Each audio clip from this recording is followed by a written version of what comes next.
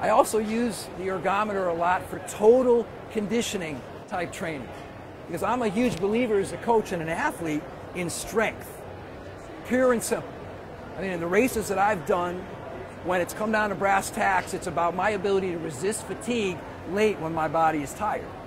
When you're at mile 7 of a half Ironman, or mile 18 of an Ironman, or mile 3 in an Olympic distance race, it's not your heart rate that's the limiting factor. It's not your cardiovascular conditioning.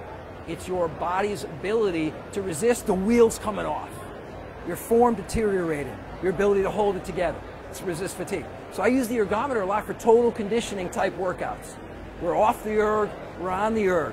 We're focusing on swim technique and form and strength and power, but we're also challenging overall strength, core strength, upper body strength, and we're doing exercises to improve the strength of the shoulder and the back.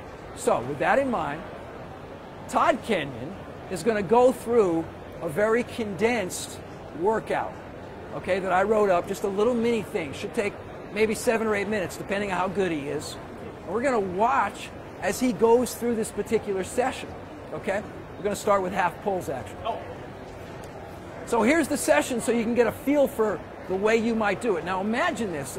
The point of this is, okay, you just woke up, it's 6 a.m., maybe you need to be at work early today, you don't have time to go to the pool, but you got 20 minutes and you want to get an effective swim training type workout in.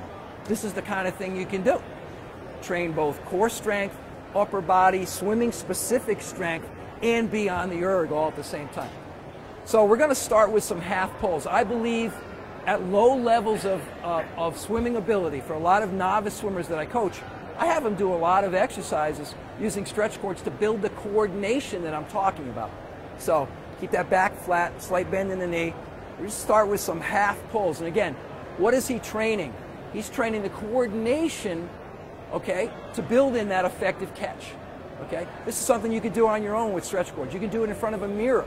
Stand in front of that mirror and just watch yourself doing this. Because remember, this is what you have to do repeatedly over and over again in the pool.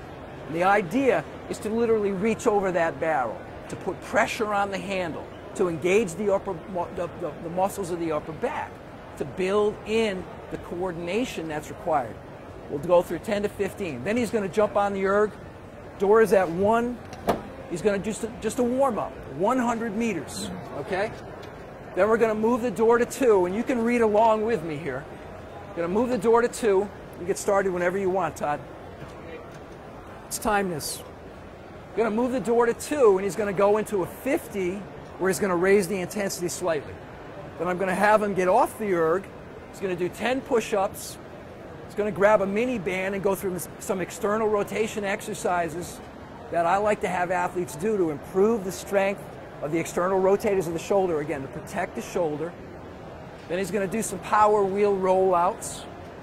Then he's going to get back on the erg and get back into another set.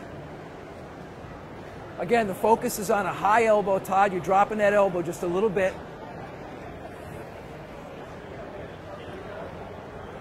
Keep that elbow high, remember. There we go. Yep.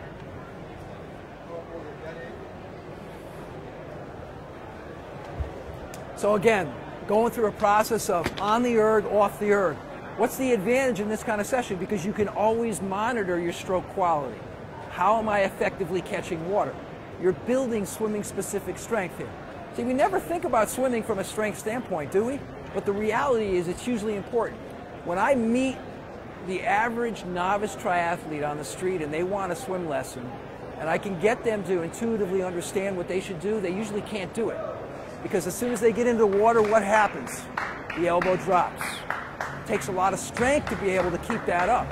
Accomplished swimmers, any of you, if you got any of you are accomplished swimmers, you know that through yards, thousands, tens of thousands, hundreds of thousands of yards, you've built that correct strength.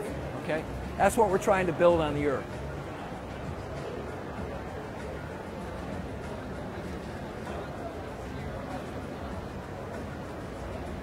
Close to 100?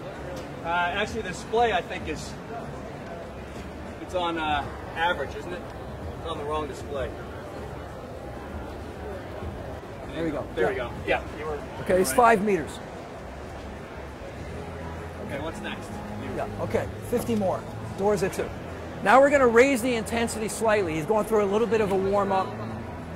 And again, he's dropping his elbow. Every stroke that he takes now, he's got to focus on perfect form. You can monitor it yourself.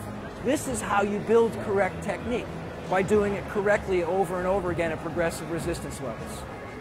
Now this is only a door level of 2. We got 7 doors to go. And I always say to my athletes, I say, when you can get to the point where you can do 1,000 meters on this thing with the door at 3 or 4, you know, an Ironman swim is going to feel relatively easy for you.